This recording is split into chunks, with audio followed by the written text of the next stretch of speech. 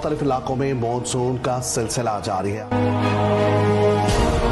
कहीं हल्की कहीं तेज बारिश का सिलसिला मुसलसल जारी रहेगा। जी, गडाफ टाउन के इलाके मलिर, कोरंगी, बल्दिया, गुलशन मेहमान और मंगोपीर, सरजानी के इलाकों में तेज बारिश। तो शहर कायद में गरज चमक के साथ एक बार फिर मूसलाधार बारिश। इस वक्त फंस चुके हैं, रोड ट्रैफिक जाम है, जगह जगह सड़कों पर पानी। जो लोग घर से रोजी कमाने निकले हैं उनको घर पहुंचने में दुश्वारी का सामना करना पड़ा।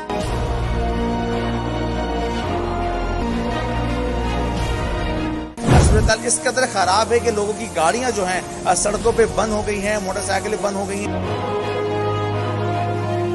आईजी कराची हो या मेयर कराची हो या फिर इसके अलावा कोई और जिम्मेदार हो, JWSD